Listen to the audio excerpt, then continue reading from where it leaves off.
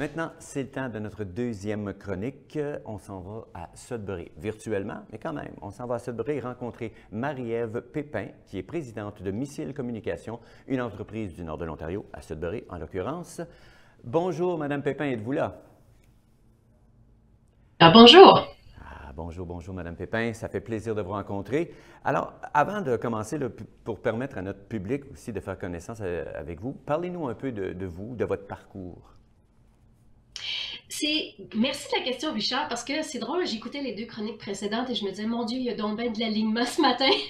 Ah C'est oui? parfait comme sujet, oui, absolument. J'ai beaucoup appris et j'applique les principes que Sylvie nous a présentés ce matin. Alors ça, c'est bien. J'ai dit, pourquoi pas prendre son défi aussi qu'elle a lancé sur la marche. Je suis déjà très active, mais je n'ai pas la marche à mon actif. Alors, je vais me mettre à la marche avec Alors, on va Catherine y Blessing. voir, Je c'est pense que bien. c'est toi qu'on doit faire.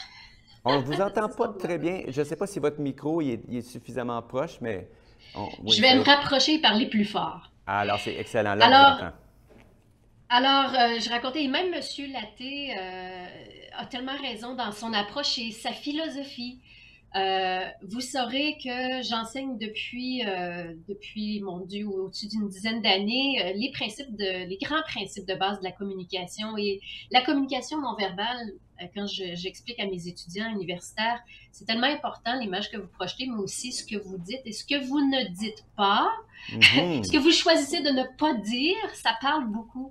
Alors, je pense qu'il y a beaucoup d'alignement dans ce qu'on a écouté précédemment avec ce que je vais vous raconter aujourd'hui, Richard, et ça me fait plaisir d'être avec vous. Et ça nous fait extrêmement plaisir de recevoir quelqu'un de Sudbury. En passant, moi, je viens d'Elliott Lake, fait que j'ai l'impression Ah! de croiser quelqu'un un peu de chez nous. Donc, c'est ça. Vous êtes impliqué beaucoup dans les communications, la façon de communiquer. Vous avez travaillé à plusieurs endroits. Peut-être nous en dire quelques-uns, là, ça va raviver la mémoire de Absolument. certaines Alors, personnes. j'ai débuté mon parcours en journalisme à Radio-Canada. OK. Et quand À on Sudbury? est à Radio-Canada, oui, ben, à Québec, j'ai fait Sherbrooke, j'ai fait Montréal, ensuite je suis arrivée à Toronto. Vous voyez la ligne là, qui s'en vient vers le nord. Oui, Et oui. donc, quand on est à Radio-Canada, souvent, on commence à faire un peu de tout. Et le tout m'a amené à la fonction publique.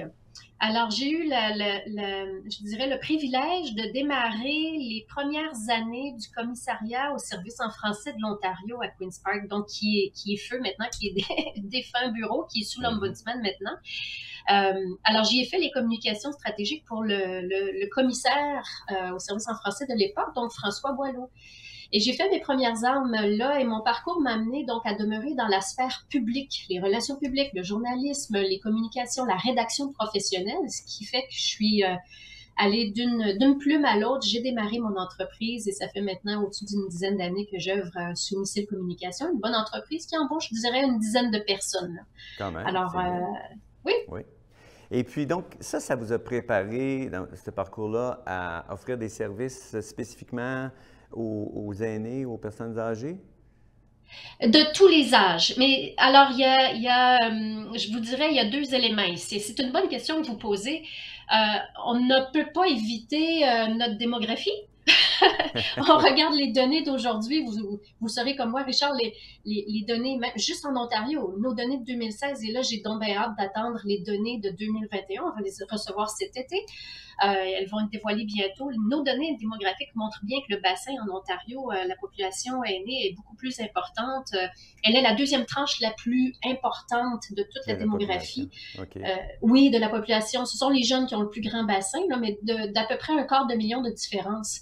Alors, quand on regarde le bassin, les gens de 45, 65, 70 ans, c'est le plus grand nombre, de la plus grande tranche de population qu'on a. Alors, c'est pas une surprise que ça tombe beaucoup parmi mes clients et que ça soit par de loin, je dirais, une clientèle qui éprouve des besoins à divers niveaux. On peut parler au niveau technologique certainement, Mhm. bon, surtout avec la COVID, là, et au niveau communicationnel, rédactionnel aussi. Alors, c'est certain que ça vient entrer dans l'étal là, des services que je peux offrir à cette D'accord. clientèle. Puis justement, là, le 22 mars, là, vous allez offrir Oui, dans vos services un atelier dans le cadre de la foire de mars de la Farfo. Donc, cet atelier-là, il exactement. traite de quoi? Alors, on va aller toucher à trois, je vais dire trois grands pans. On va aller du côté de la gestion. Puis quand j'entends gestion, Richard, je vais spécifier ici parce qu'il y a beaucoup de clubs ou d'associations qui vont se reconnaître. On parle de gestion, par exemple, autant opérationnelle que relationnelle. Donc, comment on gère les relations dans une association ou un club, parce que les relations peuvent être conflictuelles, elles peuvent être très amicales ou trop amicales.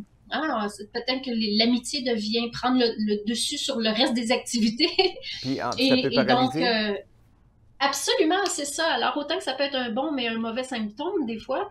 Alors, au niveau de la gestion, on peut parler, je dirais aussi, de réunions efficaces. Comment mener de bonnes réunions?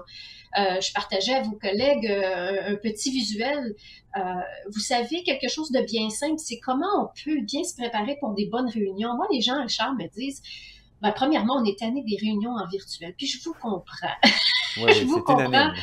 Oh, oh oui, oh oui. On a hâte d'avoir traversé ça et de se réunir à nouveau. Puis on est presque là. On est presque confiant qu'on est rendu à avoir des événements en personne. Ça s'en vient.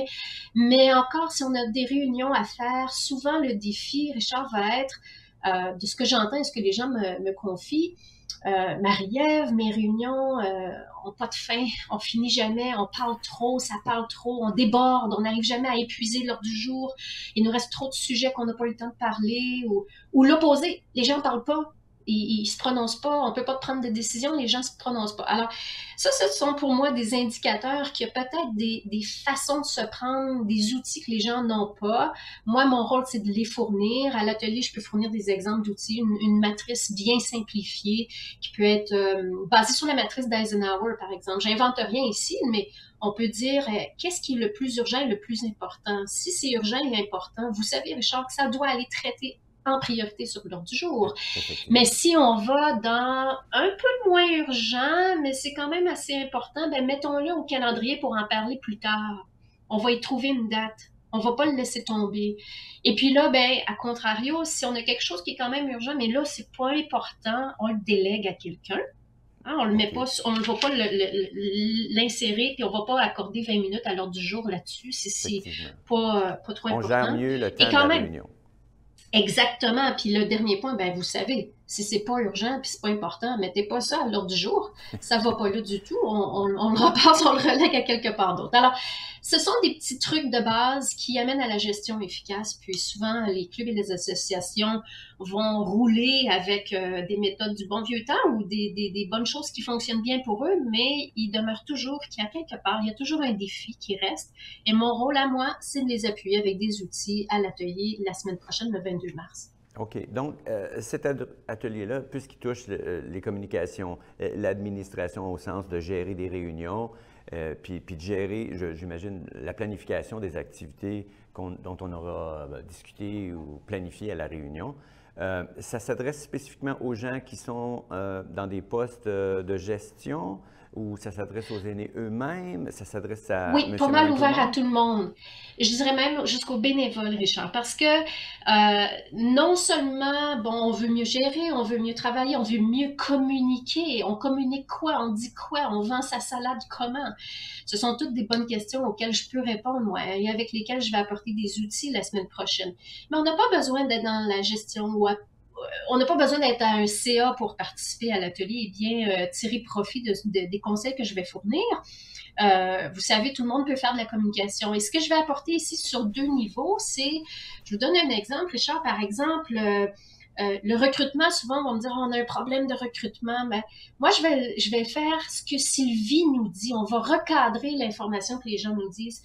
Est-ce que c'est vraiment un problème de communication ou de recrutement qu'on a ou on n'a pas un bon plan et une bonne démarche? Parce que faire du recrutement et communiquer, c'est pas ponctuel qu'on le fait deux fois par année. C'est une démarche qu'on mène toujours tout au long de l'année et qui continue de se faire à tous les mois constamment dans l'année. Et donc, quand on le fait comme ça avec un bon plan étalé, on a de bien meilleurs résultats plutôt que de le faire à grands coups. On a un événement qui s'en vient, j'ai besoin de 40 bénévoles, j'arriverai jamais à trouver 40 bénévoles. Et là, le résultat est catastrophique. On en a recruté 5, on en voulait 40, on est déçu, démotivé, on veut lâcher. Alors, on prend un pas de recul, on recadre tout ça et on se dit, j'ai des besoins, j'ai des messages à trouver. Hein, par quel message je vais recruter mes bénévoles? Comment je vais aller les chercher? Avec quelle information? Est-ce que je vais être capable de les filtrer? Est-ce que lui, ce bénévole-là, a 10 ans d'expérience? Est-ce que celui-là a 14 ans, il est tout nouveau, il veut faire ses preuves, il veut avoir des heures à son compte? Parfait, je vais l'aider, mais il a besoin de formation. Alors, est-ce que j'ai une formation à lui donner? Puis ensuite, ben, c'est certain que ces bénévoles-là, si on les accueille, on les forme, on veut aussi les reconnaître à la fin.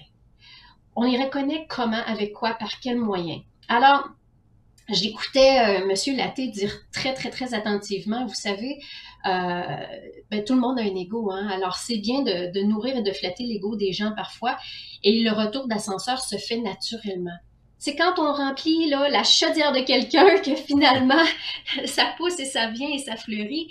Les gens nous remercient et ensuite ils reviennent. Alors reconnaître les gens, c'est souvent peut-être le petit dernier élément qui manque au bout de la ligne par certaines associations ou par certains clubs. Alors on n'a pas besoin d'être dans un CA, on n'a pas besoin d'être à la haute gestion, on peut être un simple bénévole pour tirer profit des conseils que je vais donner à l'atelier la semaine prochaine. Excellent. Donc, comme le disait Mme Lapointe, c'est ça, la gratitude engendre la gratitude, la reconnaissance, puis c'est là qu'on veut être. Mais j'entends aussi qu'il faut savoir ce qu'on veut, donc planifier ce qu'on veut, puis ensuite voir comment déployer ça sur un calendrier et de sorte à communiquer ce dont on a besoin et le faire dans un temps opportun, pas à la dernière minute. Maintenant, dernière question, le temps file et c'est passionnant là, de vous entendre. Les gens, là, quand ils vont aller à votre atelier, comment ça se déploie, votre atelier? Ça va être juste un échange d'idées ou vous allez faire des exercices? Est-ce que... Oui. Merci de poser la question. Alors moi, j'aime pas les ateliers. Je suis pas là pour parler. Je suis là pour engager les gens. Alors, je vais les engager. On va avoir une conversation. Ça va être dynamique et je veux entendre les gens. Il y a des outils que je vais fournir à la fin de l'atelier. Les gens peuvent repartir avec des trucs, des solutions, des conseils pour aller appliquer ça ensuite, mais aussi les faire dialoguer. Et il n'y a pas de secret ici, là, je veux dire, je vais vraiment adapter le contenu selon le besoin que les gens vont m'exprimer aussi. Alors, je ne vais pas partir dans la direction A si les gens veulent aller vers B. On va s'aligner ensemble dans le bon chemin. Exact, Mais c'est ça, l'idée, c'est d'être le plus interactif possible, oui, Richard, parce qu'on veut que les gens puissent s'exprimer, puis me challenger aussi, parce que les défis qu'on a connus durant la COVID ont certainement évolué et continuent d'évoluer, puis on en rencontre des nouveaux. Et c'est pas tout le monde qui retourne en personne, hein, en face à face dans le prochain mois, là. Alors, ouais, être bien à l'écoute et livrer les bons outils bien appropriés aux besoins des gens, c'est ce qui nous attend mardi prochain. Excellent. Puis c'est ouvert à combien de personnes maximal? Au maximum? Je pense pas qu'il y ait de limite ou de capacité. Alors, toute l'information se trouve sur le site de la Farfo pour s'inscrire. Et puis, comme c'est virtuel, je pense pas qu'il y ait une limite. Là, Ah, mais oui, c'est vrai. Mais je voudrais pas dire une fausseté, là, mais les gens sont bienvenus. Je comprends. J'avais l'impression, vu le déconfinement, que ça serait peut-être pas juste virtuel. Alors, je rappelle que cet atelier se donnera le 22 mars dans la foire de mars de la Farfo et que les gens de partout, finalement, pas juste de Sudbury, peuvent en profiter en s'inscrivant puis en participant virtuellement. Merci beaucoup, Mme Pépin. C'est un plaisir de faire votre connaissance. Pareillement. Merci, Richard. À bientôt.